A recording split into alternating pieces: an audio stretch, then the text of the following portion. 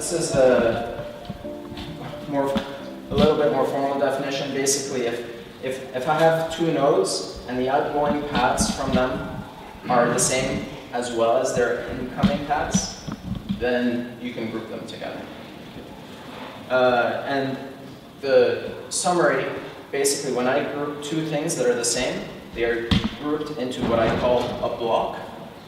And then if two things are grouped, if there's a group of things and they have an outgoing edge, then that means there's a group of things that they are related to. Okay? So I'll show you an example. Okay, so here's the original example I showed you earlier. Okay, here's the summary.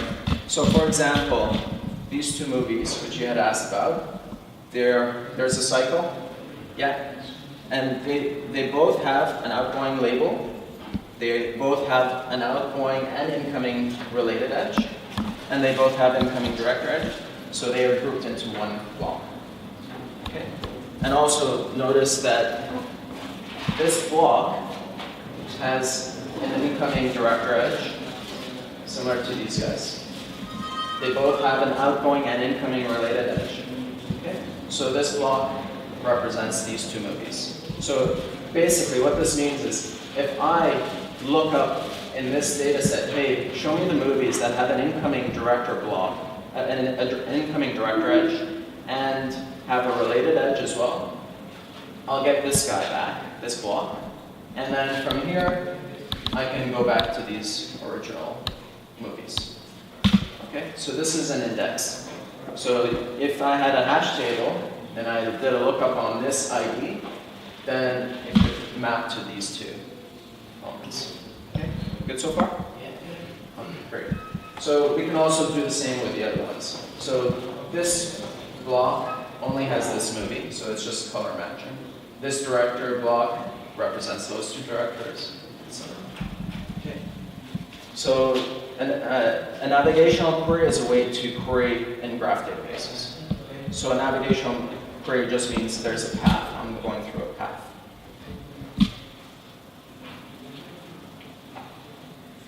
Okay, so find actors who appear in movies without country information. Additionally, the director of those movies should also be the producer of a movie with country information. So if I represent that text query as a graph, so I have movies with country information, so here. Movies without country information, so this country edge should be missing, and also director and actors. So if I try to match this graph query to the instance, these are the paths that are traversed. So find movies with country information. Additionally, the producer of that movie should be the director of a movie without country information. And this is just representing the director type. No, we don't have to worry too much about those details.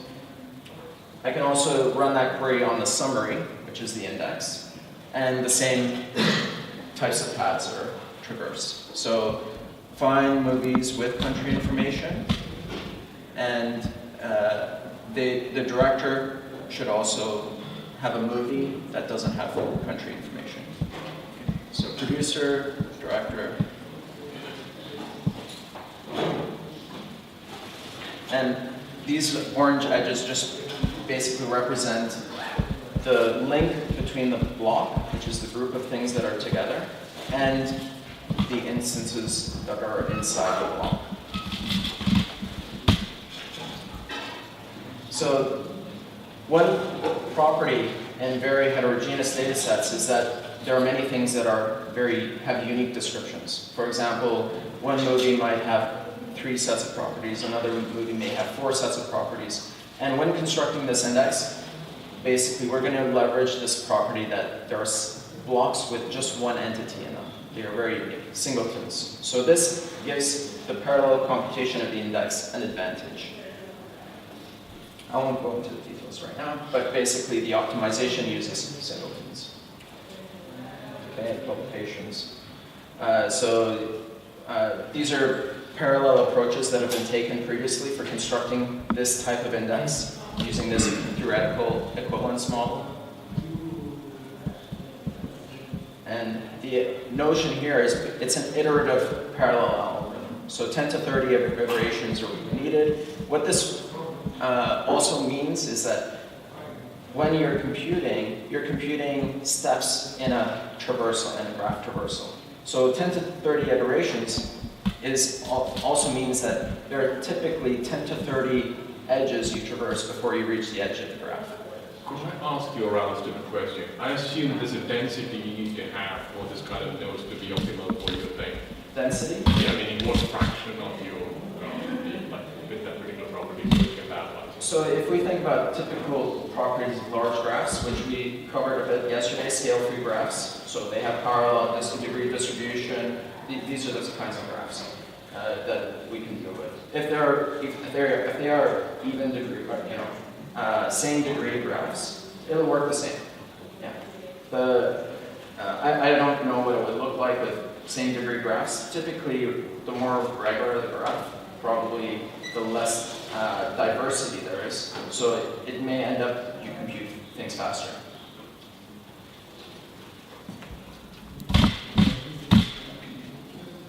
So GraphG is a parallel graph processing framework.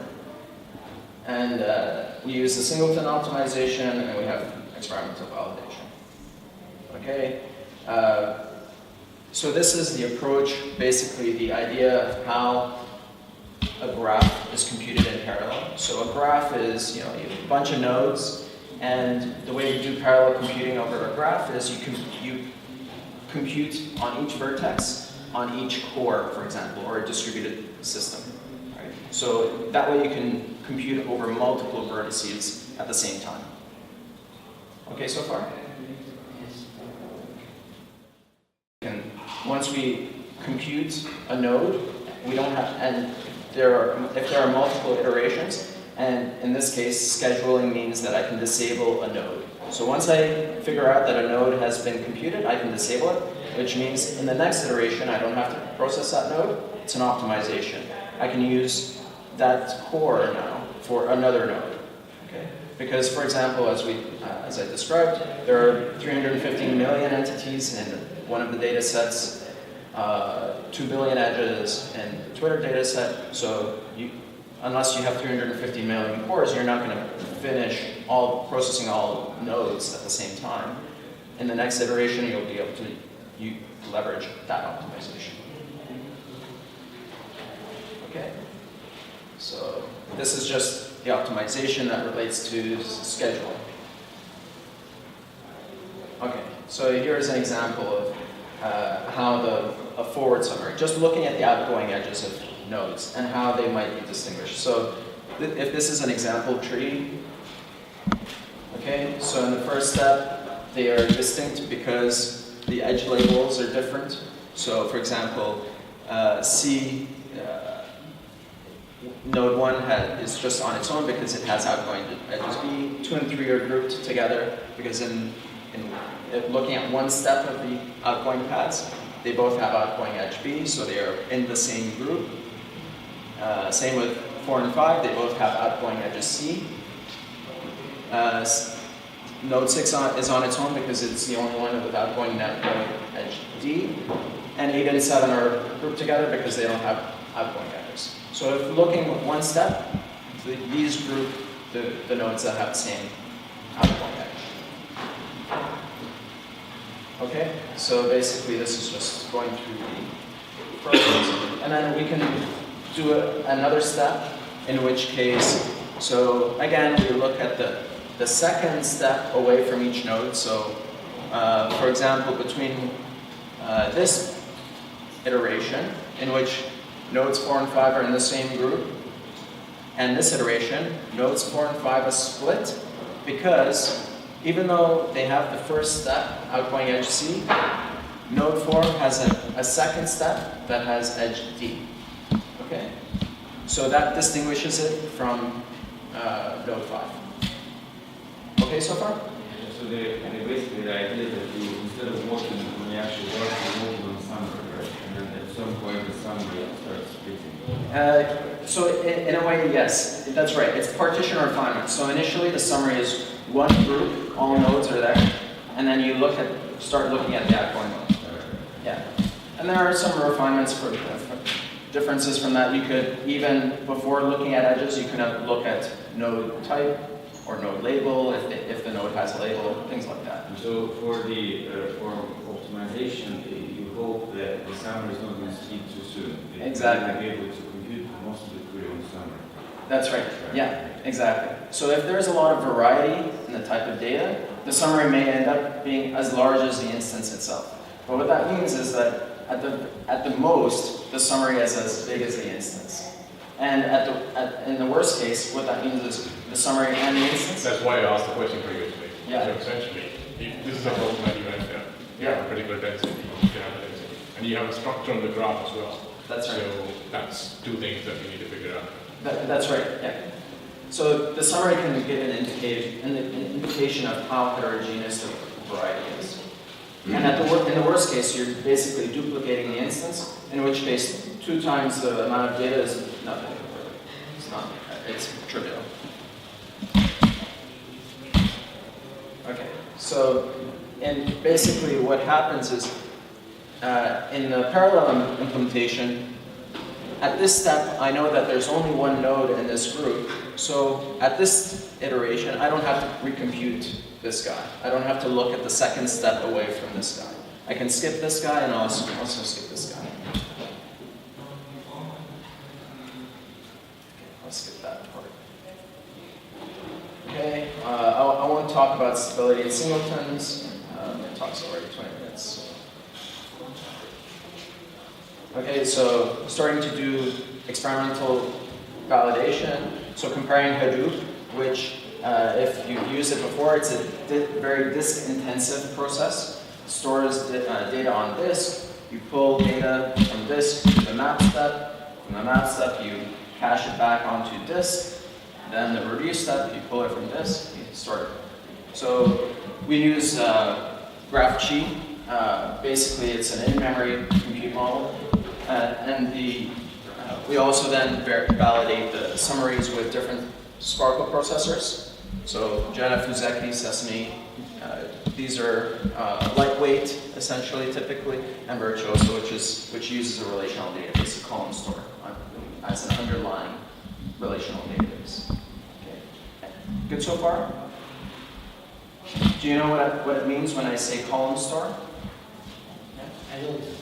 Column store basically means there is a table for each property. So all the directors end up in one table. All the movies end up in one table. And more specifically, all nodes that have a director edge, for example, will end up in one table. So if I am doing a lookup saying, hey, I want to find all the nodes that have a director edge, I only have to look in one table. I don't have to do a join with anything else. Okay, so we use different machines, different cores, amount of memory. We also have a Hadoop system that is distributed, 8 nodes, what happened. Okay, these are the data sets, so basically, and it represents the number of nodes. E represents the number of edges. So we've tested it with large data sets, with nodes with data sets with 50 million nodes, which is significant. And these are just the data set types. So both real data as well as synthetic data. And it's very important to distinguish real data from synthetic data. In general, synthetic data is terrible for experimentation. You can get rid because synthetic data is produced in a very regular manner, typically. So the data ends up having very regular properties. So this answers kind of your question where, okay, what happens if the data is very regular? Shahan, I think I'm missing it. So you have these data sets, but what's the actual testing? What kind of queries? I'll talk about that. So in this case, actually, these experimental results that I'm going to show you right now, they will talk about how quickly the summary can be computed. I also have results that talk about the queries that were run against the summary that was loaded into the data set. So this is just a summary construction. This is the summary construction. I'll skip over most of the results and then get to the query stuff. So do I understand correctly that summary construction is a one-off thing as long as the database doesn't change? Or can you do like summary updates to the databases? With these summaries, if the data changes, the entire summary has to be recomputed. And the reason is because if you have one node that is connected to the rest of the graph, and you change that one node, it could potentially change which other node in the other part of the graph it belongs to. So does it not restrict the You can still update it. You can still update the indexes. If you know the previous degree and the connections and things like that. There's no easy optimization. So you had a question? I was just wondering if this limits the usability. It does. But depending on, for example, if you already know the set of queries that you're asking, for example, if you have a query that goes just 3 edges, then you can always limit the summary to traverse just 3 edges. So that means you don't have to compute the summary again. Partition the graph in that sense for the Exactly. So there are ways to partition the graph that way. However, when you partition the graph that way, you're basically duplicating data. That could be an exponential blow up of your original data. So I'll quickly go through these results. Basically, HL, HP, these are the Hadoop implementation. These are Hadoop implementations. So on this small graph, the Hadoop is much slower than an in-memory compute. Doing it on a large data set takes very long versus in-memory compute. So almost 1,000 minutes for the large data set in the naive version versus. I would say these are apples to apples. Hadoop is not built for iterative processes. You could try to use Spark and stuff for this. That would be an apple to apples. Exactly. So Spark may be faster. And the reason why I say that... It will be faster. No, it will be faster. It will be faster. No, it's not. It's not. So let me explain. No, you don't go and cache there. But Spark, you don't cache it. But let me explain why. Spark doesn't have, because Spark is a functional approach, every time you compute a summary, you have to copy that data over. So that's just another, you're basically copying a data set in memory. I don't agree.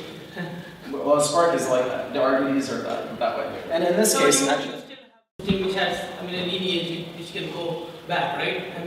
You can still do this. That's how it is computed. No, so I'm not disputing that it'll be faster than Hadoop on disk, but it may not still be faster than GraphG. And in this case, the HL basically is local versus pseudo-distributed, HP, which means that it's using just one machine. So if it wanted, it could do in memory, if it wanted. Yeah, it's naive in that Hadoop will store it on disk, but in any case, Spark is still distributed, right? So the network latency can have an impact versus just on one machine with many cores, a large amount of memory. And when you do the calculation, cost computation, one machine with many cores with lots of RAM is still much cheaper than many machines that are commodity machines, which is what Hadoop and Spark are designed for. My results show it. If you want to show otherwise, please do. Okay, so this is basically starting to look at the graphs. This is without optimization with my algorithm. With optimization, so this is the time per iteration. So as we go, third iteration, by the third iteration, you're starting to schedule nodes to be disabled from being recomputed in later iterations. So the time per iteration is faster. So we can see that there's already almost a 50% savings in each iteration. Okay, and this just shows how many singletons there are in this graph. So these nodes get disabled. These are the ones that continue being reprocessed through the remainder iterations. Okay, so that's for the large graph. And then for linked MDB, which is a very small data set, 1 million nodes, you can fit it in just a few megabytes of memory, so there isn't that much impact of the optimization. Okay, so times again. So it's always important to also determine how long it takes to load the data and write the data. So in this case, we can see that processing in the optimized version is almost as fast as loading the data. It's faster than loading the data. So this is very important, because if loading the data is, you can't necessarily make that faster. But if you process just as fast as you're loading the data, you're very optimal. Okay. Good so far? Results 5 times, 2 times faster, especially with Twitter-sized data sets. So this is just a few hours. It's showing that in just a few hours, we can compute over billions of edges. So that's not negligible. Okay, so forward and backward summary is basically looking at outgoing and incoming edges on different machines. Linked MDB, Twitter. Okay, so for Twitter in particular, so this goes to what you were specifying. Okay, so Twitter, which only has one edge type, just a follower edge type, and we're starting to distinguish about how many. So basically, what that means is, as I keep going and further in the steps, I'm basically distinguishing whether a node has another friend or another follower. So basically, what we see here is, okay, most nodes are identical in their approach, and then suddenly at step 4, degrees of separation, you could say, there are a lot of people that don't have that 4th edge. Okay, so they're very identical, and then so they drop out, and these are the edges that these are the nodes. These green ones are basically the number of nodes that continue to have followers as the further and further you go away. Does that make sense? So what this also means is that because the majority of nodes in the graph are singleton, they don't get processed in these iterations. So this is why in the naive version, okay, it's taking a couple of hours per iteration, and then by the 5th step, the number of minutes it takes per iteration has suddenly dropped. So this is over 1,000-fold improvement right here in per iteration time over a Twitter-sized data set on parallel cores. Okay. Same with synthetic data. So you can see here in synthetic data, even up to the 7th step away in the path, there's a lot of regularity in the path. So the synthetic data is very regular, as we spoke about. And then the further away you get, there's some more distinguishing. But you can see that there's less optimization in synthetic data. Yeah. Can I ask a really stupid question? Continue. Can I actually have a probabilistic graph in the sense like each iteration add one probability so that then I can do the same thing and then? Probabilistic bisimulation is hard to manage. And the reason for that is because if you have 2 nodes, unless they have the exact same kind of probability, they might not get grouped together. So if you're distinguishing, say, by 0.6 or 0.5, whatever, one node may end up in different. That's right. Good question. Okay, so for DBpedia, we can see that there's a good optimization. Okay, some more results. Can you explain once again why these singletons are not being processed in the iteration? So the intuition behind that is when I have a group, so initially the summary is one big node, one big group. When I get to a group that has only one node in it, I don't have to partition it anymore. I don't have to distinguish it from anything else. It's unique. So at that point, I know that it's never going to be identical to any other node. And at that point, I can say, okay, it's unique. I don't have to process it again. It wants to be workload goes into split. That's right.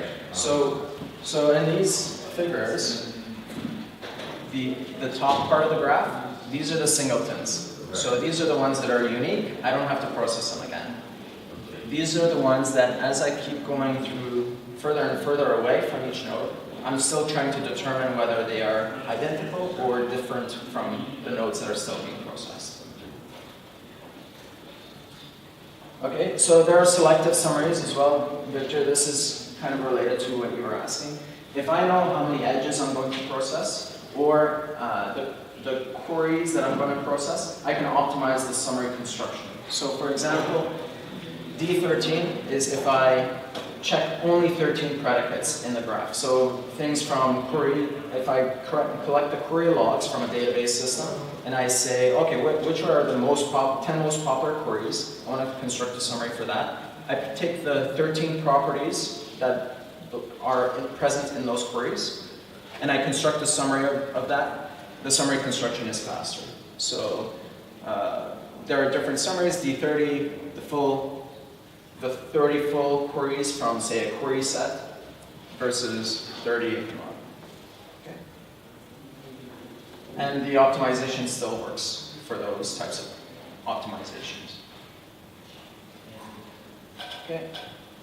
So basically, it's an efficient summary construction and blah, blah, blah. Okay. So there's a query about how this is used in a system.